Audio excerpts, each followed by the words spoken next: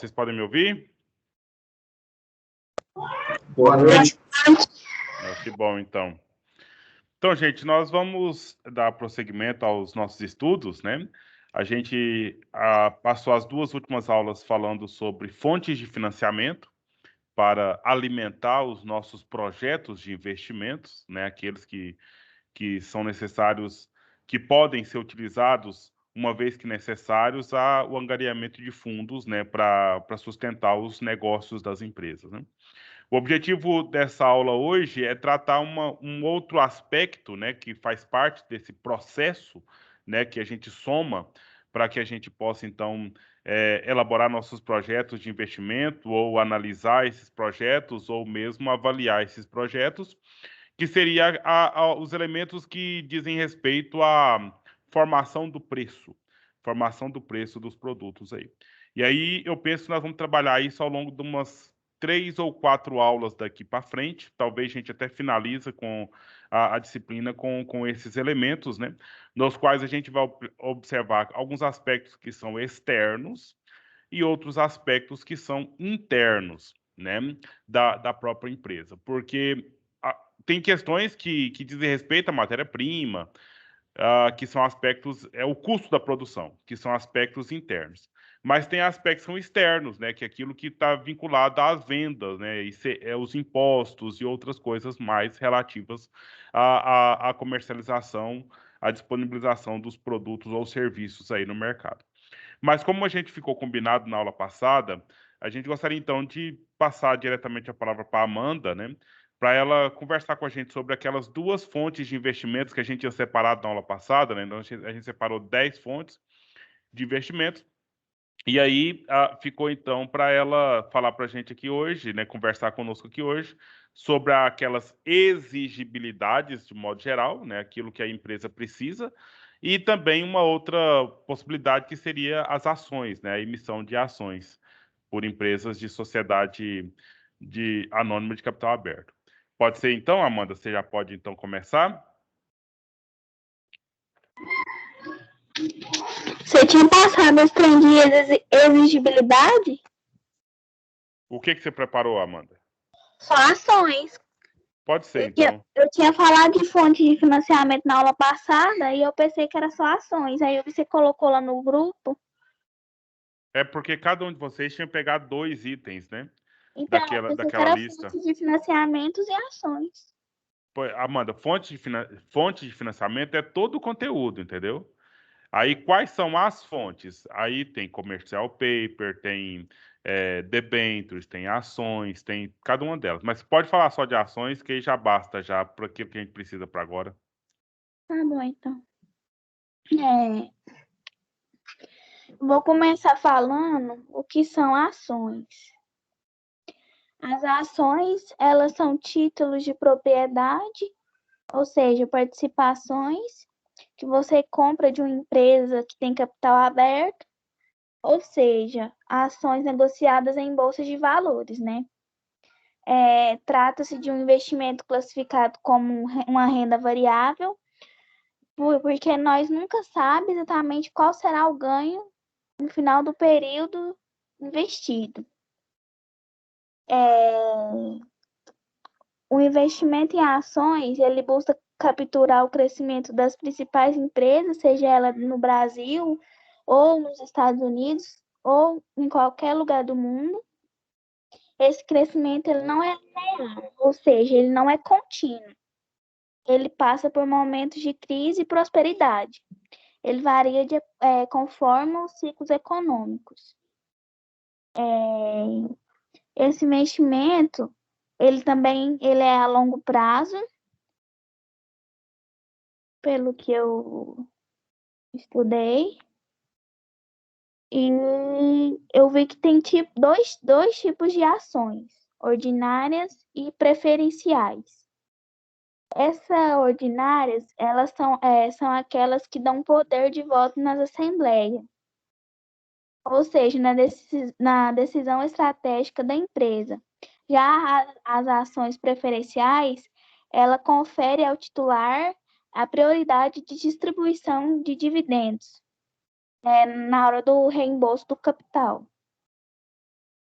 É,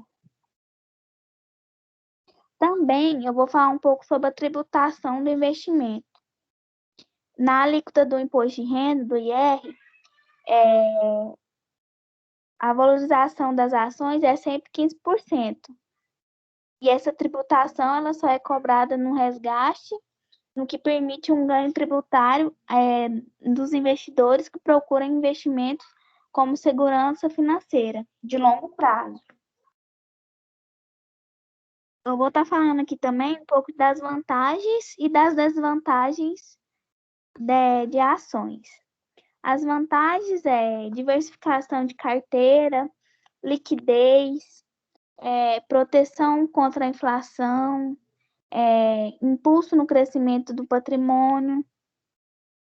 Já as desvantagens é a ansiedade, a complexidade, marketing, timing, nem sei como é que fala. Eu pesquisei. E dificuldade de rebalancear. Ou seja, não saber a proporção que cada ativo deve ter em sua carteira de investimento. E foi isso que eu estudei sobre ações. Muito bem. Então, é uma coisa que para a gente pensar assim no valor da empresa, né? Vamos assim dizer, porque quando a sociedade anônima abre o seu capital, né, no caso, emite os títulos das ações, então, de alguma forma, ela está vendendo aquela empresa, né? Então, tá, como a Amanda começou a dizer, ela está, então, abrindo o capital da empresa no sentido de trazer investidores, e então ela está vendendo a empresa para alguém, né, para esses investidores.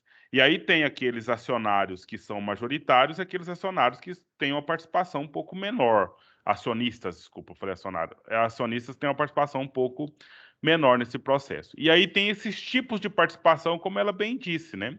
Alguns integram a administração da empresa, e alguns apenas têm uma participação de forma mais uma participação um pouco sem o total vínculo que os demais têm.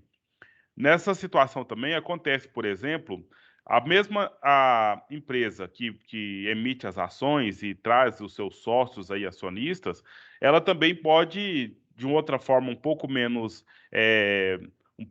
envolvente, vamos assim dizer, emitir apenas debentures, né? Que são títulos que, como já foi explicado na aula passada, então são títulos um pouco mais de curta duração para que seja pago, liquidados, né? E aí, nesse sentido, quando a empresa abre o capital aí no sentido para vender títulos na forma de debentures, os acionistas têm preferência antes de tudo. Né? Aqueles que já são acionistas, então lançado ali esses títulos aí, os acionistas podem, então, continuar o seu investimento dentro daquela empresa ali. Ou então, abre para todo e qualquer investidor que quiser então fazer o seu negócio, né? Agora, essa questão da flutuação, né? Tem pessoas que são especialistas apenas em analisar essas ações, né? E aí a gente verifica, tem até um filme, O Lobo de Wall Street, né? Eu acho que, não sei se vocês já viram, se não viram ainda, é interessante ver. Aquelas pessoas que investem em ações de baixíssimo preço, né? Então tem muitas empresas aí, como essas empresas de brinquedinhos de plástico, né? Em que os produtos são bem baratinhos, ações que custam aí tipo 50 centavos, R$ 1, né? Então tem muita gente que entra no mercado de ações com ações nesse baixíssimo preço aí, porque pensa, se você entra numa ação com R$ 1, né? E essa ação sobe para 1,10, né? Por exemplo, essa ação 10% aí no crescimento, né? Agora tem algumas ações que eu não sei nem, eu não preparei olhando o preço, né? Mas, por exemplo, a Petrobras por muitos anos, né? Ela se tornou aí uma ação das mais sólidas brasileiras, né? Aí você tem lá várias aberturas da Petrobras. Petri 1, Petri 2, Petri 3, Petri 4, né? Então tem várias aí. Aí cada uma desses títulos, eles são para um segmento específico. aí dos investidores, entendeu? E aí as pessoas são cadastradas e tem todas as possibilidades ali, e com isso vem também aquelas questões de subvenção do governo, aquela questão da taxação do imposto de renda, uma série de coisas são alteradas aí que você vai verificar mesmo quando de fato você estiver analisando a carteira, né, para que você possa, se você quiser, né, Carlos, entrar nesse negócio, né? Então, ou seja, a Petrobras está aí numa cerca de uma média aí de R$ 32 o valor da ação, né? De 25 a R$ 32 numa variação aí que você vai verificando ao longo dos últimos balanços feitos, né? Na verdade, fechou em R$ 25,22, né? Então, no último dia. Então, teve uma alta aí de 25,45, na verdade, uma alta aí de 0,23%. E aí, pensa, um investidor que entrou há 5 dias atrás, então ela estava a R$ 25,20. Então, se o sujeito comprou lá R$ 25,20 na semana passada e for vender hoje, né? Então já estaria vendendo aí, ganhando cerca de 25 centavos por ação, né? Isso aí que corresponde acho que dá 1% só, né? Em uma semana. Aí pensa a longo prazo, né? Essa coisa toda. E essa análise é toda feita com gráficos que a própria Bovespa já oferece aí esses gráficos para que você observe, né? E aí aqueles títulos são muito mais no Brasil, por exemplo, que são comercializados, por exemplo, a Vale, né? A Banco do Brasil, Eletrobras, a própria Petrobras, né, Petronas, enfim, são várias empresas grandes. Mas além dessas empresas grandes, temos as pequeníssimas empresas, que, assim, pequeníssimas perto dessas grandes, porque para a empresa abrir o capital aí, ela já é uma grande empresa, né? A gente está uma empresa muito grande no sentido aí de ter esse capital aberto para atrair acionistas. Então, quando eu tive aula, quando eu era aluno da especialização, né? Então, meu professor de mercado de capitais era o professor mais chique que a gente tinha lá. Então, era aquele que mais tinha as experiências, né? E mais mostrava ali a experiência dele. Se vocês querem, eu não sei se vocês conhecem, me manifestem se vocês conhecem. Conhece um site chamado Folha Invest? Vocês já viram falar nesse site? Eu Não. não, professor. Então, se vocês quiserem, faça essa experiência. É a Folha, aquele Folha de São Paulo, só que ela tem um segmento chamado Folha Invest, com T mudo. E lá você faz um cadastro, que é uma simulação, entendeu? Você entra com saldo, né? Com saldo lá, eu não sei como é que tá isso agora. No meu tempo, quando eu estudava um pouco mais a fundo essa coisa, era um saldo de R$ 200 mil, e aí te dava ali a possibilidade de você investir naquelas carteiras, né? E aí você verificaria o seu rendimento ao longo de algum prazo, né? Então, o cadastro é gratuito mesmo, né? Então, vale a pena, quem sabe, se vocês quiserem brincar um pouco, né? No sentido, brincar sério, porque a cotação lá é uma cotação real, linkado com a Bovespa, né? Com a Bolsa de Valores. Certo? Então, fica essa dica aí para quem quiser, então, ter essa experiência, né? Desse tipo de simulador, né? Outra forma também é ir lá no site da Bovespa mesmo e ver lá as ações mais negociadas naquele dia, né? Os preços, e você pode fazer essa análise de forma um pouco mais científica, né? De pesquisa mesmo de mercado de capitais, né? Certo? Então fica essa... Eu tenho, assim, essa questão de investimento na bolsa, professor, também tem um risco, né? O cara aplicar o capital dele e ele precisar de fazer de apurar um dinheiro rápido, o resgate. e as ações tiver caído na bolsa, ele vai perder, né, no caso, né? Não, perder e muito, né? Porque Porque corre o risco, né, de ganhar muito, mas o que a Amanda acabou de falar aí. Além de ter o risco de ganhar muito, mas aí também é toda uma análise que você faz, né? Mas pode acontecer uma situação muito drástica, e aconteceu várias vezes na história, com várias experiências ruins, que no caso a pessoa pode ter um prejuízo aí de 80% do seu capital investido, né? Total. Mas, por outro lado também, Julimar, assim, não é tudo... Quanto maior, a promessa do retorno, maior é o risco, né? Isso é fato. Ah, Porque, é. olha, em qualquer análise aí, você verifica cerca aí de 8 a 12% ao mês no investimento em ações, que você verifica nas ações que de fato tem crescimento, né? Ao passo que qualquer investimento em banco comercial aí, você vai ter esse rendimento aí ao ano, e olha lá, Na né? verdade, é isso mesmo, é um investimento de risco, mas que a gente vê direto mesmo, eu assisto muito jornal, é a questão de quando tem essa intervenção mesmo do governo no valor do petróleo, por exemplo. Uhum. Aí, quando fala assim, o governo vai interferir no preço do petróleo, você vê que as ações da Petrobras caem.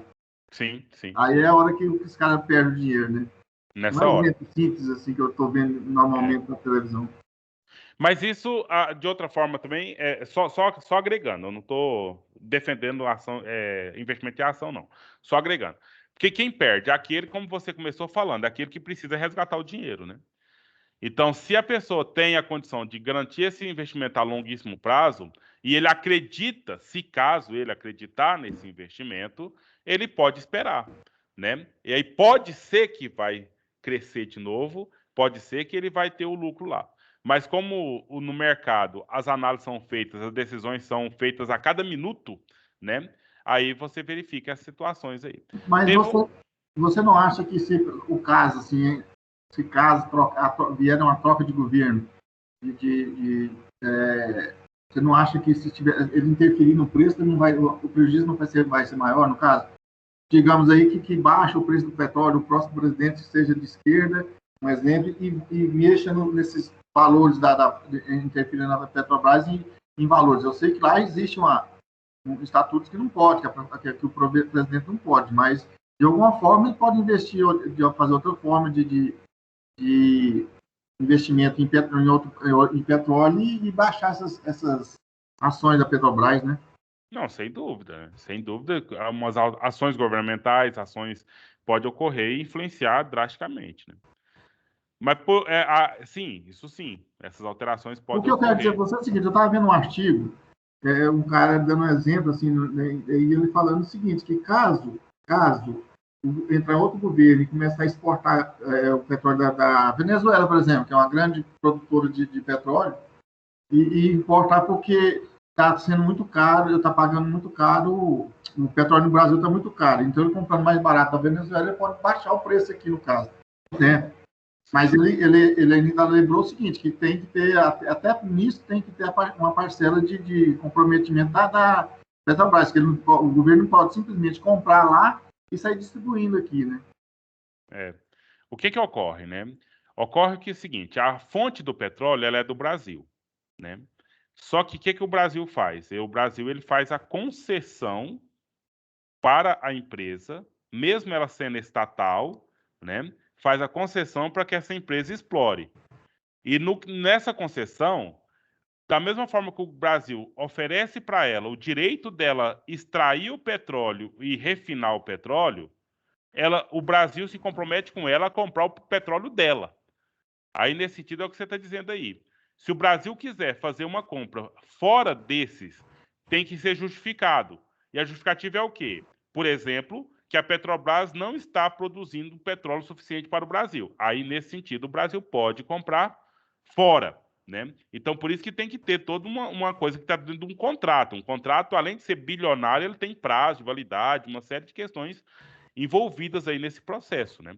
Então, não é só o caso do presidente, não, eu vou comprar petróleo da Venezuela, não quero que o petróleo é Petrobras. Isso nunca vai acontecer, não tem como acontecer uma coisa dessa, né? Então, tem todo um acordo. Mas o que pode acontecer do governo? O governo pode, então, porque a empresa paga para o governo essa concessão, esse direito de concessão. Pode acontecer do governo fazer com que reduza os custos dessa empresa. Entendeu? Então, ou seja, abaixa o valor da concessão, do direito em concessão. Aí, nisso, força a Petrobras a oferecer o petróleo num preço mais baixo. Mas aí Mas a é questão uma que tem... subvenção do governo. Mas, Aí, nesse sentido, Gilmar, só concluindo aqui, Quando o governo, então, abaixa o custo da empresa, vai aumentar, logicamente, o lucro da empresa, nesse sentido. Porque a empresa vai ter que pagar menos para o Estado para funcionar. Aí, nesse sentido, os acionistas não perdem diretamente, né? Agora, se não muda nada no processo, né? E que é uma coisa menos provável, porque só vai ter alteração se tiver as contrapartidas, seja do governo ou seja da empresa. A briga maior nessa questão que eu estava lendo é o seguinte, porque tudo que é feito aqui no Brasil, a extração do petróleo, quando ele é refinado, o pagamento de funcionários, todas as despesas são feitas em reais, na moeda interna, né? Sim. E eles estão baseando isso, eles estão baseando o preço do barril do petróleo em dólar, que é a moeda que ele não está trabalhando com essa moeda dentro da Petrobras, no serviço, nas prestações de serviço ali dentro, mas na hora de vender o petróleo, na hora de colocar preço no petróleo, ele já faz em dólar, né? A questão essa dúvida que está no mercado é essa. O que acontece? Nem dessa forma, mesmo dessa forma, o governo não está interferindo. Sim.